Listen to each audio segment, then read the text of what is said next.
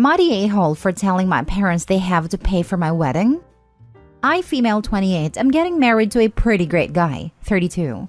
He is a teacher and he is very happy with his decision to become a teacher while I work for a tech company, and we do pretty well financially. We have been together for 4 years and have finally decided to get married. His parents are happy and mine are overjoyed. One small wrinkle is that my parents expect us to have a massive church wedding with a few hundred guests, while we were thinking Jamaica this summer during his time off. We are willing to do what my parents want, but I am unwilling to foot the bill. My mom and I met with a wedding planner for an estimate, $35,000 to $45,000. If we go to the resort we have picked out, it will cost like $10,000, and that includes paying for his parents and nephew to join us. My parents know how much money I earn and are insisting that I pay for the wedding myself. But we have been very clear. If they want to show off to their friends, they can pay for it. We even volunteered to throw in the money we would have spent on my in-laws for the destination wedding we want. But my mom says I'm being an a-hole by denying her the chance to see her only daughter married in front of friends and family. I'm not. I'm just not willing to pay for it. My parents can afford to pay for the wedding. It might just mean putting off replacing their car this year. Now for the top comments. Not the a-hole. If they want the $40,000 wedding, then they pay for it. Otherwise, stick to your $10,000 plan. In fact, do that anyway. That's what you and your partner want, and this is your wedding. Paying for someone's wedding means you get a say. By rights, that means not paying for the wedding means you don't get a say. Fair is fair. I never understood that mentality. As a parent, I would want to help pay for my child's wedding simply because I love them and want them to be happy. I would not use it as a leverage to force my desires or ideas on a wedding that's not even mine. That's super controlling in my opinion. Most people start there, but assume their kid will think how they think and get frustrated with the difference between what they assumed and what is happening. It's a pretty self-centered way to parent, and only in rare cases where the kids are genuinely using the money in an inhospitable way do I think there is any excuse to intervene. For example, no chairs for a long ceremony when elderly relatives are invited or in-laws get an amazing table up front, but the paying parents are at the rejects table in the back by the bathroom. That sort of thing. Not the a-hole. If it's that important to your parents, then they can pay for it. But beware of any strings that might come along with them footing the bill. They can have the wedding any way they want if they pay for it. The only thing set in stone is the date. I think they are going to find it difficult to get a venue and the rest set up in the time frame they have. My mother wanted a bigger wedding than I was willing to organize, so she did everything. I got my stress-free day and she got to watch me get married. Bonus, she paid for everything. I just showed up. Even if I had $40,000, I would not spend that amount of money of a wedding. Not the a-hole. Not the a-hole. This is why I eloped. Lol. Honestly, the audacity of your mother to expect a wedding you don't want, and also not want to pay for it is astounding. Do what makes you happy. Don't back down on this. Next story. Am I the a-hole for not giving my newly engaged cousin my grandmother's engagement ring? So, my 22 female cousin Becky, 22 female, got engaged over New Year's. When Becky's fiancé asked my uncle's permission, my uncle offered my grandma's engagement ring. She died when we were 3 because he thought that he had a ring. The ring had already passed through 2 generations to get to my grandmother, so he wanted to continue the tradition. The ring wasn't willed to anyone, nor did she verbally say who she wanted the rings to go to as far as I'm aware. But my uncle thought that he had it because he was the oldest brother. Anyway, it turns out that after my grandma died, in the process of clearing out her flat and stuff, my dad ended up with her engagement ring and wedding band. And over COVID lockdowns, we were having a clear out to see what we could donate to charity shops, and we found the rings with some of my grandma's other stuff in the attic. I asked my dad if I could have the engagement ring because I think it's pretty, emerald and diamond. I paid to have the ring cleaned, replated, and have the settings checked. I now wear the ring fairly regularly because since starting my career after uni, I've started to wear more jewelry because I think it's a simple way of looking more put together and polished. My uncle, aunt, and cousin, we're both only children, have been hunting around their house for the ring since late October, and Becky's fiancé proposed with some custom jewelry. My parents and I didn't know about any of this at the time. Over the weekend, Becky had her engagement party. I wore the ring not thinking much of it, because it went with what I was wearing, a green velvet jumpsuit. Of course, Becky and my uncle recognized the ring right away, accusing my dad of stealing from under them when my grandma died. He was there first, and my parents did the majority of the packing because she lived closer to us, and then accusing me of wearing it just to spite them, and telling me that I ruined the evening and demanding that I give the ring over. I told them I didn't know they were looking for the ring, and if they had mentioned it to me or my parents, we could have told them I had a ring. I don't want to give her the ring because I consider it my ring, as it ended up with my dad and he gave it to me. I paid for it to be resized, /cleaned, /replated, /settings fixed. It's my favorite / most worn piece of jewelry because I like how it looks and the sentimental value of it being my grandma's. Because I don't really remember her, so it helps me feel connected to her. And my grandma expressed no preference to who the ring went to. They argue that Becky should get the ring because she's the daughter of the eldest son. My aunt is the only girl and currently has no children or plans to get married. And Becky got engaged first, so she should get the ring for that. Not the a-hole. If he didn't know he didn't have the ring for 19 years, he doesn't deserve the heirloom. And not mentioning the missing item to his own brother shows his narcissism of being eldest. And finally, no will? Finders keepers, sister. Keep wearing it in good faith. That was my thinking too. They for 19 years didn't realize they didn't have the ring. When you clear someone's house that you love, you remember what items you took and where they are. At least I do anyway. Would be interested in what a court would rule, as the argument would likely be that it's been safely in your dad's possession for years, was given to you by your dad, and you invested in having it made to fit you and be restored. I would be surprised if a ring was suddenly taken to give to another sibling's daughter who has got engaged first. And Opie acquired a ring in good faith as well. It's passed to a third party who actually spent money on it in reliance of the previous owner's representations. Many common law countries will likely recognize Opie as having some equitable interest in the property. Don't worry about such comments, Opie. This is a bit of a no-a-hole situation. With things like heirloom jewelry, especially something that would be a sentimental piece like an engagement ring, it should be discussed about where it goes.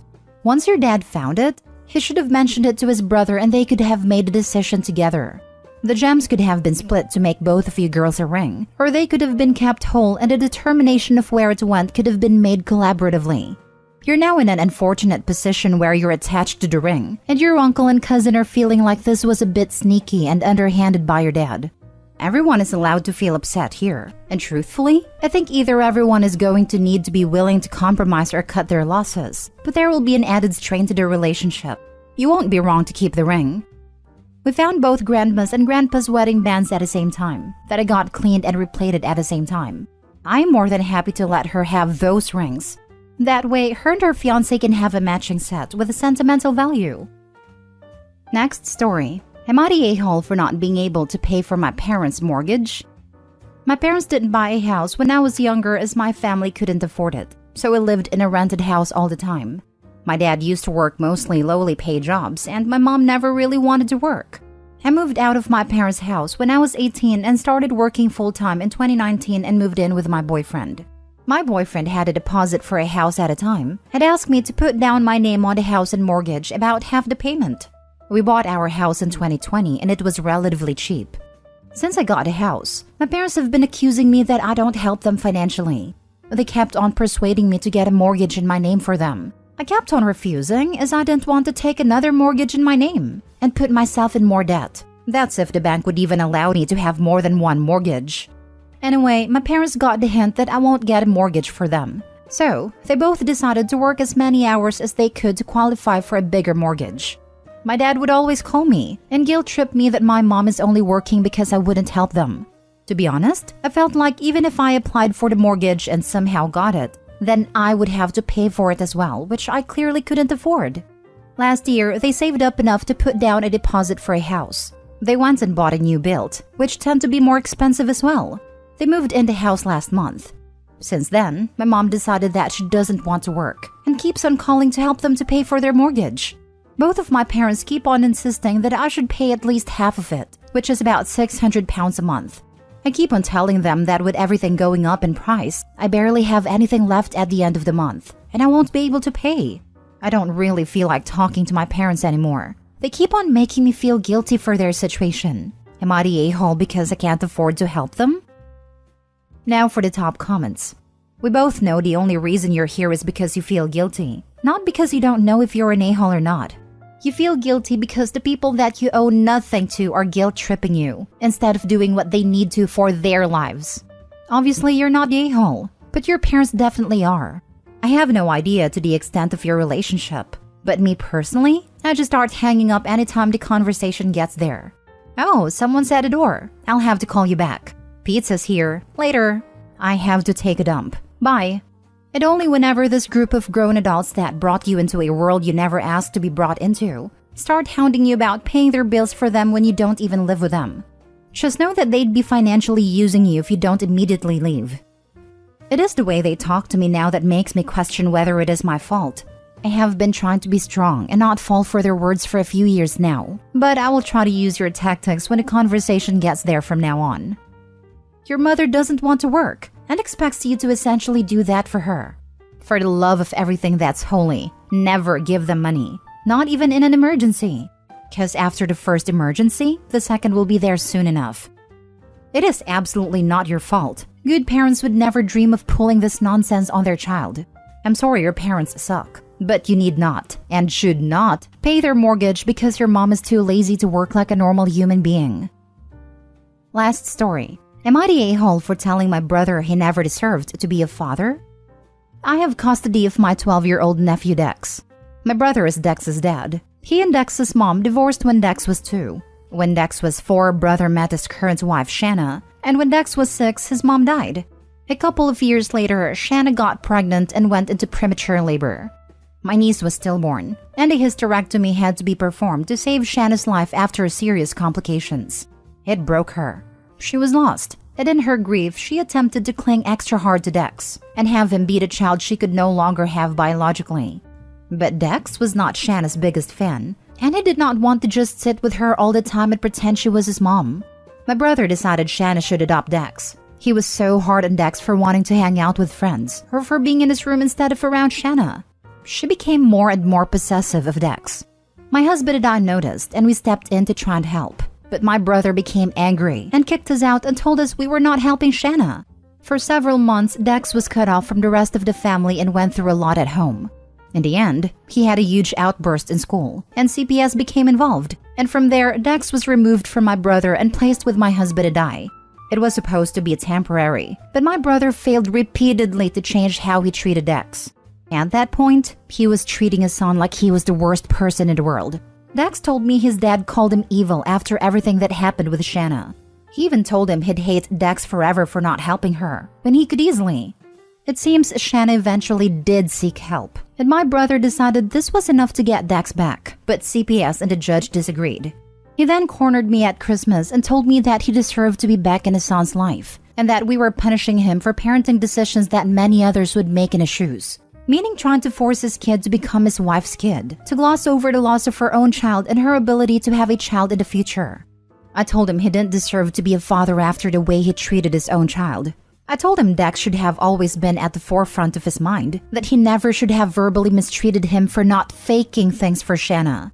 I said as a husband, he should have gotten her some real, professional help, and he should have supported his son in saying he didn't want Shanna to become his new mom, instead of calling him evil. Instead of telling him he was disgusted with him or comparing him to a historical figure who was responsible for the deaths of so many people. This actually happened on multiple occasions.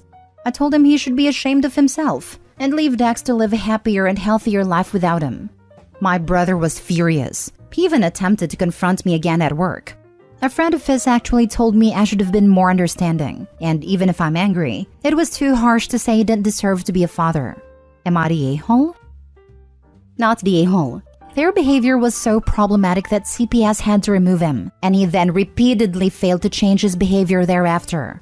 It's good Shanna's getting the help she needs, but it sounds like your brother still needs a fair amount of help too. Until then, do what's in the best interest of the child. I hope they don't decide to adopt or foster. They would both be terrible parents. The brother is incredibly cruel and abusive, while Shanna is too fragile and unstable. Having an open or even a history of CPS would prevent you from being a foster care parent, at least in the area I am from. Hopefully private adoption agencies operate in the same manner. Not the a-hole. It seems to me your brother needs more help than his wife. Ask him to go to therapist. Were your words not polite? Yes. Was it justified? Definitely. That was what the courts ordered him to do when Dex was removed. He never went to a single appointment. Wow, then you're definitely not the a-hole. I can't believe how incredibly selfish and immature your brother is. While I understand your brother is panicked to try to help his wife who has just a miscarriage, forcing a very young child to be responsible for a stepmother's mental well-being is not the way to go about it. I am incredibly sorry for Shanna's loss, and I'm glad to hear that she's getting help. But it's clear that your brother needs help too. I do think that a gentler conversation should be pursued about him getting help, from you or from friends/relatives that he's comfortable with. That being said, you're not wrong to want to protect Dex from it all. Not the a-hole, but your brother needs help, and maybe Dex needs to be made aware of what's happening in a way that'd be comprehensible to a 6-year-old. He's 12 now, and he was aware of what was going on with them. His dad used it to shame and talk down to him repeatedly,